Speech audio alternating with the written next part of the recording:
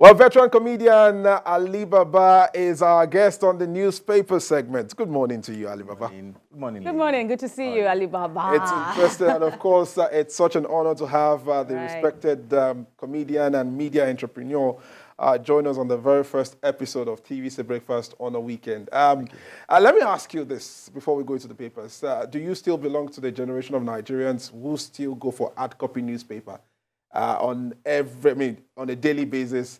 Now, despite the technology, we have digital online content and all that, or you do whatever comes your way as long as you're keeping up with the news? So I do one hardcore paper and then do one, they call it the popular cell. There's a newspaper that the people who do business go for, and there's one that the mekunu go for. So I do one popular one and then one serious one. Why? What informs that choice? Okay, so what happens is that the serious one takes most hardcore news. Then the popular one does a lot more soft sell news.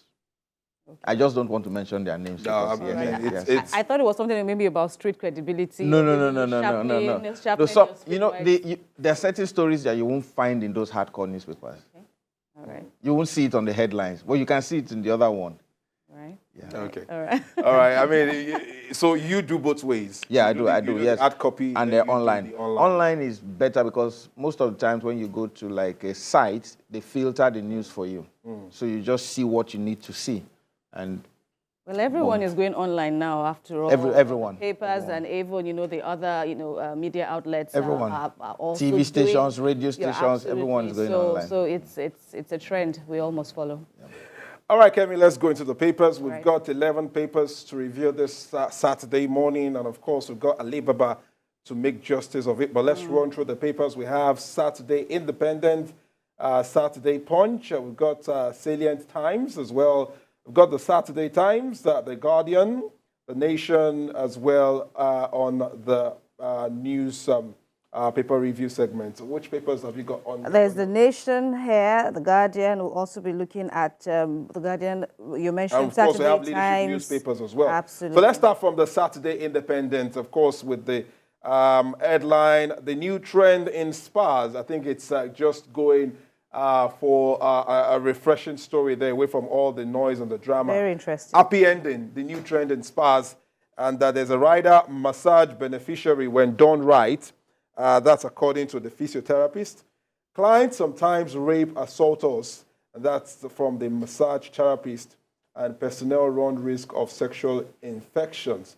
That's a medical expert saying there. Still on the front page of Saturday Independent, let's go to another headline that is screaming for attention on that front page, and that's from the popular reality TV show Big Brother Naija that is ongoing. An housemate has been evicted recently. Is giving his own account of his experience in the house. I was assaulted, bullied in Big Brother's house, and that's from Kid Wire. All right, another headline from the front page is, of course, from the presidency. Tinubu approves 5 million eyeglasses to Nigerians with sight impairment. It's a familiar thing for the president when he was the governor of Lagos. I think he had this Jiggy Bola thing that he actually did while in office. Well, Kemi, let's look at the papers from your end.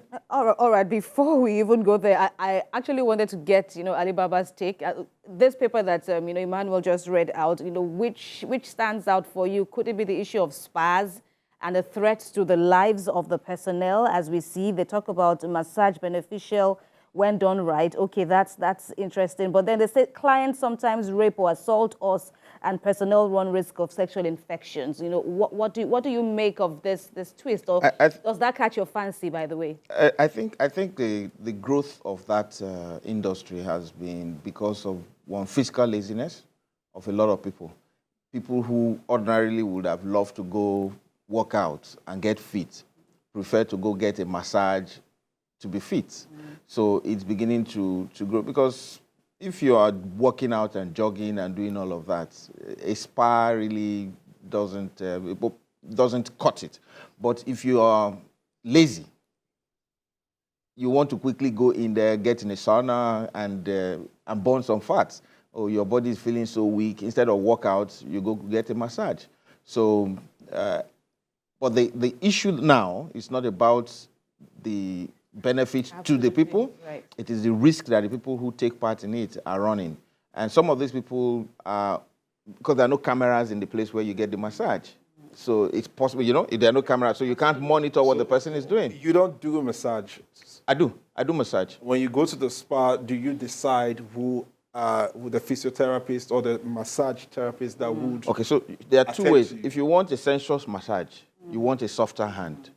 But if you want a reset massage, you want an jaw hand. You know those people that need to your bone. Right. Yes. So though the jaw massage can leave you heartbroken sometimes, but because those guys can be very strong. Their pulse, the pressure can be very strong.